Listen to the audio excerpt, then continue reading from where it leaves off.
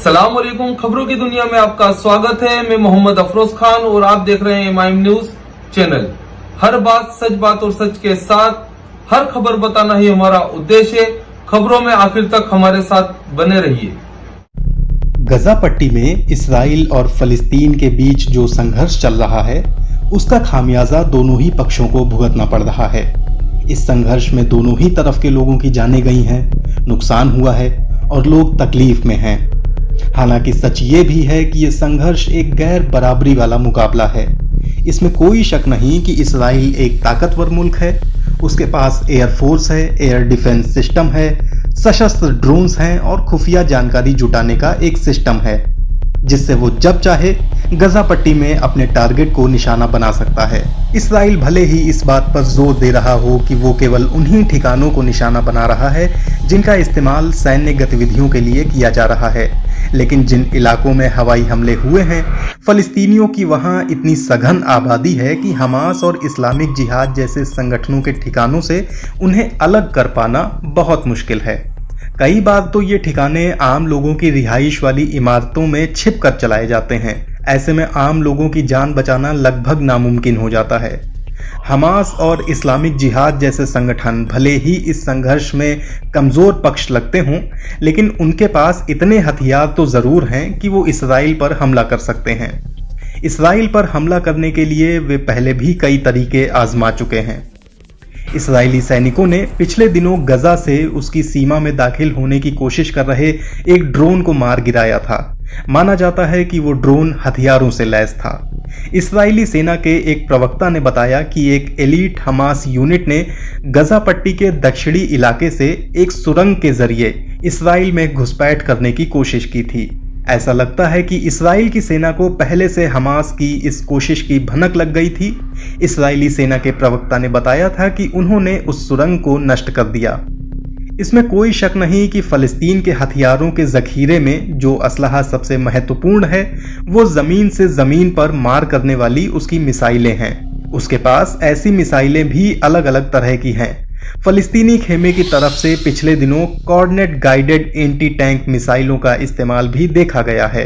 माना जा रहा है कि ये मिसाइलें मिस्र के सिनाई प्रायद्वीप से सुरंगों के जरिए उसे हासिल हुई हैं। लेकिन हमास और इस्लामिक जिहाद के पास हथियारों का जो जखीरा है उसके एक बड़े हिस्से का निर्माण गजा पट्टी के इलाके में ही हो रहा है।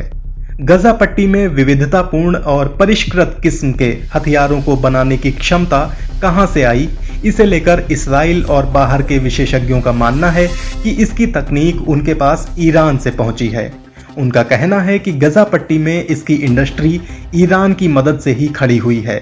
यही वजह है कि इसराइली हमलों का मुख्य निशाना हथियारों की ये फैक्ट्रियां और उनके भंडार हैं।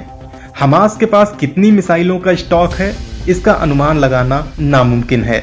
ये बात पक्के तौर पर कही जा सकती है कि हमास के पास हजारों की संख्या में अलग अलग तरह के हथियार हैं। हालांकि इसराइल की सेना के पास इसे लेकर जरूर अनुमान होंगे, लेकिन उन्होंने इसे सार्वजनिक तौर पर कभी साझा नहीं किया है। हमास की क्षमता को लेकर इसराइली प्रवक्ता ने केवल इतना कहा है कि हमास इस तरह के हमले का सामना काफी लंबे समय तक कर सकता है। इधर फलस्तीनी पक्ष की तरफ से अभी तक कई तरह की मिसाइलें दागी गई हैं, लेकिन इनमें से कोई भी ऐसा नहीं है कि जिसे डिजाइन के मामले में नया कहा जा सकता हो। लेकिन जो बात अभी तक सामने आई है वो ये है कि फलस्तीन की तरफ से दागी जा रही मिसाइलें पहले से ज्यादा दूरी तक मार कर सकती हैं और वे ज्यादा विस्फोटकों से लैस हैं। हमास की इन मिसाइलों के नाम को लेकर कंफ्यूजन की स्थिति है, लेकिन ऐसा लगता है कि उसके पास कम दूरी तक मार कर सकने वाली कासम मिसाइलों का बड़ा स्टॉक है। ये मिसाइलें 10 किलोमीटर की दूरी तक मार कर सकती हैं। इसके अलावा हमास के पास कुद्स 101 मिसाइलें भी बड़ी संख्या में हैं जो 16 किलोमीटर की दूरी तक मार कर सकती हैं। उसके पास 55 किलोमीटर की दूरी तक मार करने में सक्षम ग्रैड सिस्टम और सेजिल 55 मिसाइलें भी हैं। हमास के पास छोटी दूरी तक मार कर सकने में सक्षम मिसाइलों के अलावा मोर्टार हमले की भी ताकत है। पर बात यहीं खत्म नहीं होती। हमास की ताकत केवल कम दूरी तक मार कर सकने वाली मिसाइलें ही नहीं है, उसके निशाने की जद में इसराइल के भीतर 200 किलोमीटर दूर तक के ठिकाने आ सकते हैं। इन मिसाइलों में M75 इसकी मारक क्षमता 75 किलोमीटर है। फज्ल जिसकी मारक क्षमता 100 किलोमीटर है, R-160 जिसकी मारक क्षमता 120 किलोमीटर है और कुछ M302 प्रक्षेपास्त्र भी हैं। इसलिए ये साफ है कि हमास के पास ऐसे हथियार हैं जो यरूशलेम और तेल अवीव दोनों को ही निशाना बना सकते हैं।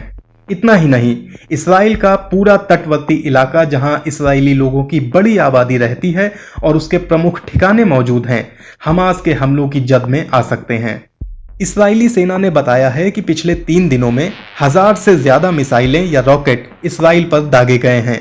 इनमें से तकरीबन 200 मिसाइलें गजा पट्टी के इलाके में ही गिर गए। इससे पता चलता है कि गजा पट्टी में जिन हथियारों का निर्माण हो रहा है उनकी गुणवत्ता क्या है और उसके साथ क्या समस्याएं हैं।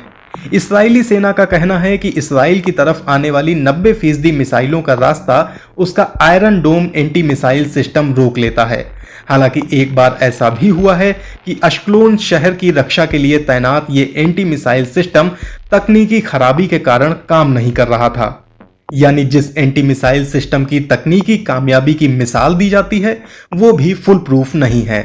मिसाइल से होने वाले हमलों का सामना करने के लिए आपके पास बेहद सीमित विकल्प होते हैं। आप मिसाइल रोधी प्रतिरक्षा प्रणाली यानी एयर डिफेंस सिस्टम तैनात कर सकते हैं। आप इसके भंडार और निर्माण केंद्रों को निशाना बना सकते हैं। जमीन पर सैन्य अभियान के जरिए मिसाइल लॉन्च करने वालों को इतना पीछे धकेला जा सकता है जहां से वे प्रभावी रूप से निशाना लेने की स्थिति में ना हो। लेकिन इस मामले में यह संभव होता हुआ नहीं लग रहा है। फलस्तीनियों के साथ दिक्कत यह है कि उनके पास रणनीतिक गहराई की कमी है और बचने के लिए कोई और ठिकाना नहीं है। यहां वे जोखिम की स्थिति में हैं। मिसाइल हमलों को रोकने के लिए इस्राइल की ओर से जमीनी सैनिक कार्रवाई संभव है, लेकिन साल 2014 में जब इस्राइल ने आखिरी बार गजा में बड़ी सैन्य कार्रवाई की थी तो जानो माल का बहुत नुकसान हुआ था और इस बार भी इसकी आशंका है। उस सैनिक अभियान में 2251 फलस्तीनी लोग मारे गए थे, जिनमें से 1462 आम शहरी थे। इस्राइल की तरफ से उसके 67 सैनिक और 6 आम लोग मारे गए थे। इस्राइल और फलस्तीन के बीच फिलहाल जो संघर्ष चल रहा है उससे दोनों ही पक्षों को कुछ हासिल होता हुआ नहीं दिख रहा है। ज्यादा से ज्यादा यही देखा जा रहा है कि अगले राउंड की गोलाबारी से पहले थोड़े समय के लिए ऐसा लगता है कि लड़ाई थम गई है। बहुत से लोगों का यह कहना है कि यरूशलेम के तनाव की वजह से इस्राइल और फलस्तीन के बीच हिंसा का ताजा दौर शुरू हुआ है। इस बात पर फिर से सबका ध्यान गया है कि इस्राइल और फलस्तीन के बीच जारी विवाद को हमेशा के लिए नजरअंदाज करके नहीं रखा जा सकता है। लेकिन हाल के दिनों में अरब देशों की सरकारें इस्राइल के साथ अमन के समझौते कर रही हैं और फलस्तीन का राजनीतिक नेतृत्व इतना बटा हुआ है जितना पहले कभी भी नहीं रहा है। ऐसे में इस्राइल के मौजूदा नेतृत्व के एजेंडे में ये मुद्दा दूर दूर तक दिखाई नहीं देता। वास्तविक शांति कैसे स्थापित हो, इस दिशा में कोई प्रगति दिखाई नहीं देती है। इसके लिए जमीन पर मौजूद संबद्ध पक्षों के बीच आगे बढ़ने की ललक और दूसरे देशों की तरफ से इस दिशा में पहल की जरूरत है। लेकिन शांति की राह पर आगे बढ़ने के लिए ये शब्द साकार होते हुए नहीं दिखाई देती है। खबरों में हमारे साथ बने रहने के लिए बहुत बहुत शुक्रिया। हम फिर हर बात सच बात और सच के साथ नई ताजा खबरों के साथ हाजिर होंगे। जब तक के लिए खुदाफिज, दुआ में याद रखिएगा। अस्सलाम वालेकुम।